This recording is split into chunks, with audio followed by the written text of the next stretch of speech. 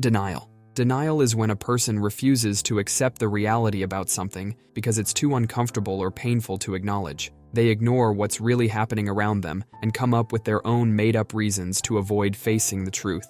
A heavy smoker may deny the evidence that smoking is harmful to their health, or imagine someone drowning in debt because they spend too much money on fancy clothes. Instead of admitting they have a problem, they keep buying more expensive clothes, saying things like, "I deserve to treat myself," or "I'll figure out the money stuff later." Repression. Repression involves subconsciously pushing distressing thoughts, memories, impulses, or feelings into the unconscious mind, making them inaccessible to conscious awareness. A person who experienced a traumatic event in childhood might have no conscious memory of the event because their mind has buried it deep down, even though they were conscious and aware during the event. They may have vague feelings of unease or anxiety without understanding why. Projection. Projection occurs when a person attributes their own unacceptable thoughts, feelings, or impulses to someone else, usually without realizing it. Someone who struggles with jealousy might accuse their partner of being jealous and controlling, when, in reality, it's their own feelings of jealousy that they're projecting onto their partner. They might say, "You're always so suspicious of me, why can't you trust me?" Or a cheating spouse might accuse their partner of being unfaithful. Displacement. Displacement is when someone takes out their feelings on someone or something else, rather than dealing with the actual source of those feelings. After a tough day at work, someone might come home and snap at their family members or pets over minor things because they're feeling stressed and frustrated from work but can't express those feelings there. Reaction formation.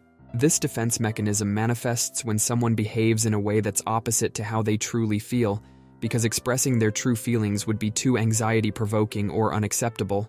Someone who harbors strong feelings of dislike towards a coworker might go out of their way to be overly friendly and complimentary towards that coworker, masking their true feelings with exaggerated friendliness. Regression. Regression is reverting to a more childlike or immature way of behaving in response to stress or anxiety.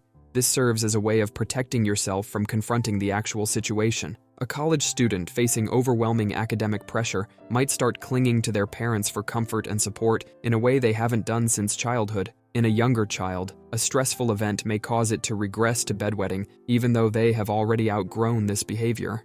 Rationalization. Rationalization involves coming up with seemingly logical explanations, facts, or justifications for behaviors, thoughts, or feelings that are actually driven by unconscious motives or desires.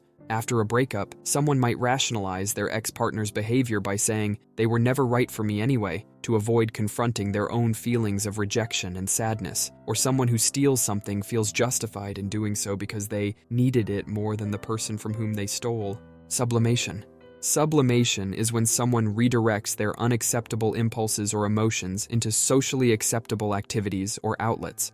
Instead of acting out their aggression by getting into fights, someone might channel that energy into playing intense sports like boxing or rugby. Introjection. Introjection, also known as identification or internalization, is when someone takes on the beliefs or qualities of another person because they feel anxious and unsure about themselves or to deal with emotional difficulty. A child might internalize their parent's critical voice and constantly criticize themselves, even when the parent isn't present and without conscious realization of this process. Splitting. Splitting involves viewing people, situations, or things as either all good or all bad, with no middle ground or nuance. Someone might see their boss as either a perfect, flawless leader or a completely incompetent tyrant, without acknowledging any complexity or gray areas. It's like painting everything with just two colors, no shades in between. This often happens in borderline personality disorder. Compensation. Compensation involves overemphasizing or focusing on strengths or abilities in one area to make up for perceived deficiencies or failures in another. Someone who feels insecure about their physical appearance might become overly focused on their academic achievements or career success to compensate for their perceived shortcomings. Another example is a student who receives poor grades and devotes more time and effort to extracurricular activities. Undoing. Undoing is attempting to reverse or negate an unacceptable thought, feeling, or action through symbolic gestures or rituals. After snapping at a friend in anger, someone might apologize profusely and go out of their way to do something nice for them as a way to undo the harm they caused. Undoing is like trying to make up for something bad you did by doing something good afterward. It sounds like the defense mechanism, reaction formation. But there's a difference. Reaction formation is pretending to feel the opposite of how you really feel, while undoing involves actions to undo a negative action or feeling.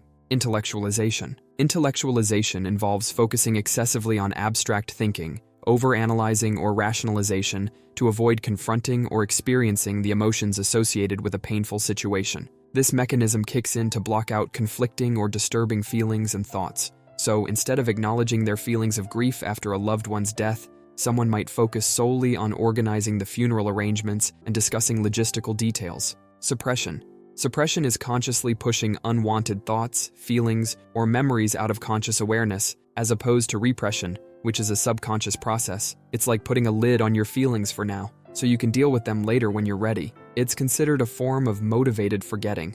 During a stressful exam, someone might consciously push aside distracting thoughts about a recent argument with a friend so they can focus on studying. Dissociation. Dissociation involves mentally separating oneself from thoughts, feelings, memories, or even identity as a way to escape or avoid overwhelming or traumatic experiences. It's like mentally checking out for a while to avoid feeling upset. During a traumatic event, someone might feel like they're watching the scene unfold from outside their body, as if it's happening to someone else. Dissociation is considered neurotic, but fairly common in adults.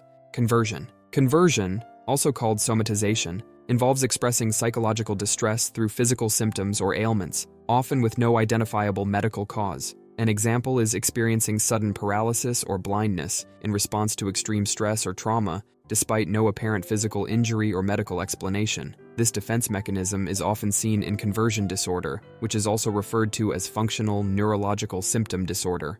Avoidance. Avoidance or withdrawal is when someone deliberately avoids thinking about, discussing, or confronting a situation, thought, feeling, or memory that causes discomfort or distress. It also entails avoiding persons, events, and places, ignoring phone calls from a creditor, or avoiding opening bills to avoid facing the reality of mounting debt and financial troubles is one example. This defense mechanism can also be observed in post-traumatic stress disorder, where individuals may avoid the location of a traumatic accident or refrain from driving altogether. Acting out. Acting out is when individuals express their unconscious emotions, wishes, or impulses through their actions rather than consciously verbalizing them. It is also when people do things without realizing why they're doing them. It's like their emotions are driving their actions, but they don't understand why. For example, someone might act out their anger by yelling or breaking things instead of talking about what's bothering them. Temper tantrums of toddlers can also be understood as episodes of acting out, since they haven't developed the means to communicate their feelings yet. Isolation of affect. Isolation of affect is when someone disconnects their emotions from their thoughts or experiences. It's like talking about something sad or scary without feeling any sadness or fear. For example, if someone talks about a traumatic event, like their house burning down, and describes it very detailed and graphical without showing any emotion, it might be because they've isolated their feelings from the memory. It's like they're describing it as if it happened to someone else. This can happen in conditions like obsessive-compulsive disorder, or in people who've been through very traumatic events. And there you have them, the major defense mechanisms explained. Hit that like button down there if you got any value out of this video, and consider subscribing to the channel so you don't miss out on any future videos. See you in the next one.